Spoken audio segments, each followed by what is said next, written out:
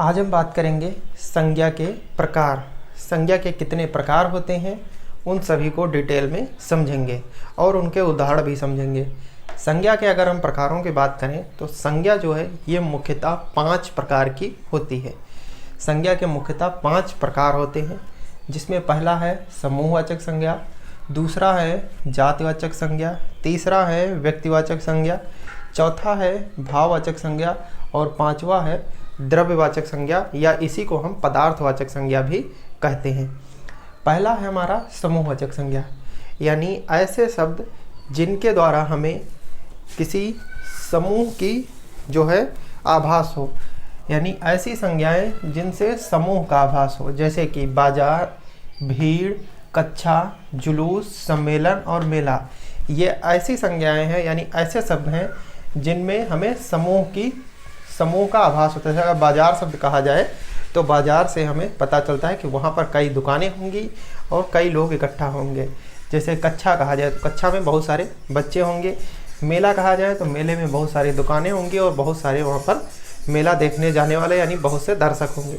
तो ऐसे शब्द जिनके द्वारा हमें समूह की चर्चा हो या समूह की जानकारी मिले, तो वो सभी शब्द जो है समूहवाचक संज्ञा कहलाते हैं। यानी ऐसे संज्ञाएं जिनसे समूह के बारे में समूह का आभास हो, वो समूहवाचक संज्ञा होती हैं। दूसरा है हमारा जातिवाचक संज्ञा।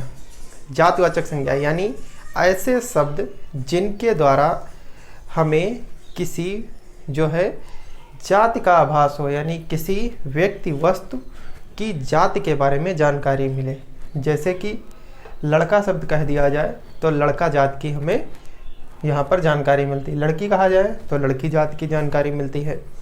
अगर शहर शब्द कहा जाए तो शहर एक प्रकार की यानी कॉमन जेंडर हो गया, जिसको हम कहेंगे यानी एक प्रकार से किसी एक जाति की जानकारी मिल रही है। जैसे पर्वत कह दिया जाए तो पर्वत, बहुत सारे पर्वत होंगे, उन सभी पर्वत को एक शब्द पर्वत जो है डिनोट करता है, यानी ये जाति है। पठार, नदी, यानी जिनसे हमें उस संपूर्ण जाति का आभास हो। जैसे कह दिया जाए मानव, तो मानव जो है उस संपूर्ण जाति का बोध कराता है। लड़का जो है उस संपूर्ण जाति का बोध कराता है।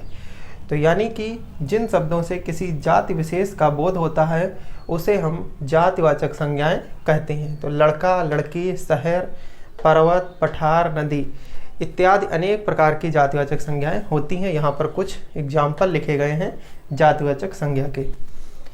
तीसरा है हमारा व्यक्तिवाचक संज्ञा, यानी ऐसे शब्द जिनके माध्यम से हमें किसी व्यक्ति, वस्तु अथवा स्थान के नाम के बारे में जानकारी मिलती है, वो हमारे व्यक्तिवाचक संज्ञाएं कहलाती हैं। जैसे कि अगर कहा जाए लखनऊ, तो लखनऊ एक ही है, एक ही होगा, एक ही नाम होगा, यानी सिंगल होगा।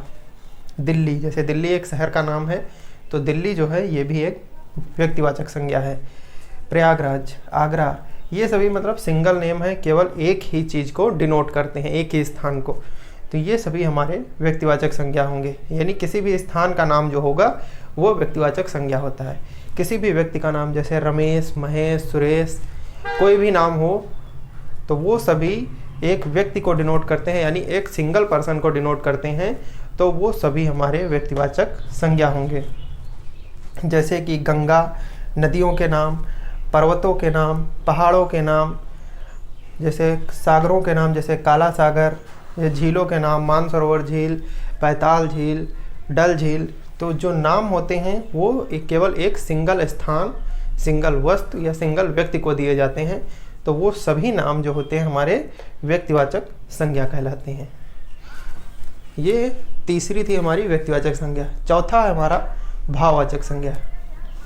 भाववाचक संज्ञा हम उसको कहते हैं जिसे हम जो है महसूस कर सकते हैं, यानी उसको हम छूकर नहीं देख सकते हैं। जैसे कि इसके उदाहरण हैं सुंदरता, उदारता, मित्रता, ईमानदारी और मनुष्यता। इन सभी शब्दों को हम केवल महसूस कर सकते हैं, छूकर नहीं देख सकते हैं।